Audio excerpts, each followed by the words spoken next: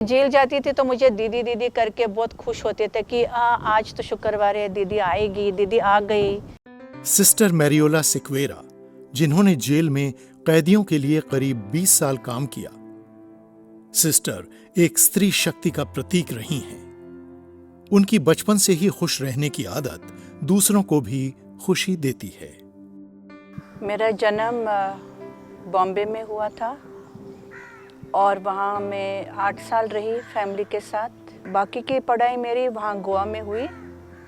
जब 19 की उम्र में मुझे नौकरी मिली गोवा गवर्नमेंट में, department of information tourism and public relations में।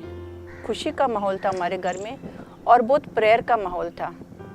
और फिर मैंने 3 साल वहाँ नौकरी की और फिर मुझे लगा कि अभी मुझे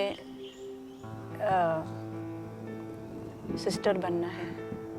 मैं इम्प्रेस हो गई कि एक सिस्टर आई थी जो हमारे पड़ोस में आती थी और जब वो घर आती थी तो पूरे वो मोहल्ले में इतना हंसी मजाक। तो जब मुझे लगा कि अच्छा सिस्टर बनने के बाद खुश भी रहते हैं तो फिर मुझे ऐसा कांग्रेगेशन में जाना ही है। तो मैंने सिस्टर से बात की और फिर तैयारी हो गई। जब मैंने पेरेंट्स को बोला, बहुत धीरे से बोलना पड़ा सोच समझ के, तो पापा बहुत चुप हो गए, बिल्कुल चुप हो गए। कभी लंच भी नहीं लेते थे, ऐसा मैंने देखा पापा का रिएक्शन। और मम्मी तो सब काम करती थी, लेकिन एक बात मुझे बताई कि अगर जाएगी तो खुश होना चाहिए वहाँ पे। इस तरह सिस्टर मैरियोला ने 1979 में अपना घर छोड़ कॉन्वेंट ज्वाइन किया। उन्होंने ट्रेनिंग के बाद काम किया, साथ ही साथ अपनी हायर स्टडीज पूरी की, नेट क्लियर किया।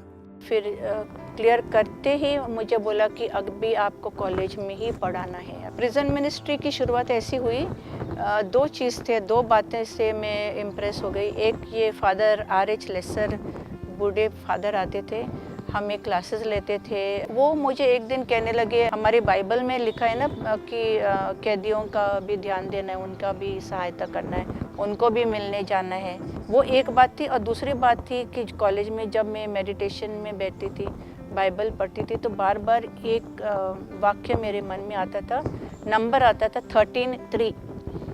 तो मैंने बाइबल खोला तो इब्रानियों के नाम पत्र था वो, उसमें लिखा था visit those who are in prison as if you are in prison yourself. तो वो वाला वचन प्रभु यीशु का मुझे वो कॉन्फर्मेशन दिया कि मुझे इस काम में जाना ही है। फिर हम हर हफ्ते 3 जन जाते थे, लाइब्रेरी में हमको बिठाते थे और वहाँ मैं पढ़ाती थी। कई NGOs थे जो मुझे बुक्स देते थे गिफ्ट में, जैसे कॉन्स्टिट्यूशंस का, प्रिजन मैनुअल का, लॉ का। तो मैंने लॉ तो सीखा नहीं, कभी लॉ स्कूल देखा ही नहीं मैंने, लेकिन ऐसे पढ़ के फिर उसके बाद इंटरनेट की सुविधा मिली। इसके अलावा मैं राइट टू इन्फॉर्मेशन का भी बहुत स्टडी किया और बहुत यूज़ भी किया, जिससे मैंने कई कैदियों को छुड़ा दिया। तो एक बार जब मैं लेडीज़ बैरक में गई थी, एक लेडीज़ थी, बाद में उनको कैंसर हो गया और उनको शिफ्ट किया जयपुर में। जब वो रो के बोलने लगी मुझे इंसान जैसा मरना है, जानवर जैसा नहीं, जेल में मुझे छुड़ा दे दीदी, मुझे छुड़ा दे दीदी। तो मैंने फिर बहुत काम किया इसके ऊपर, यहाँ तक कि मैं हाई कोर्ट में जाके उनकी केस को प्लीड किया, वकील ने लगाया और उसको भी रिहा किया। सिस्टर के समाज में अहम योगदान के लिए उन्हें राष्ट्रपति द्वारा भी सम्मानित किया गया। 2015 में मुझे राष्ट्र भवन में राष्ट्रपति प्रणब मुखर्जी के हाथ एक अवार्ड मिला, उसका नाम था स्त्री शक्ति पुरस्कार। उसके अलावा मुझे 2012 में जब मुझे नियुक्त किया state minorities commission as a member, 2017 में 60 इयर्स की उम्र में मैं रिटायर हो गई।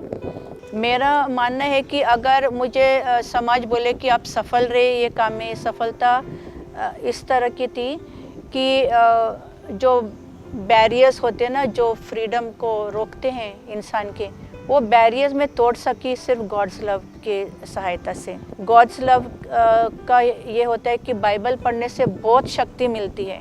तो मुझे ये कहना है कि विमेंस डे के अवसर पर आगे बढ़ो, खुश रहो, जीते रहो।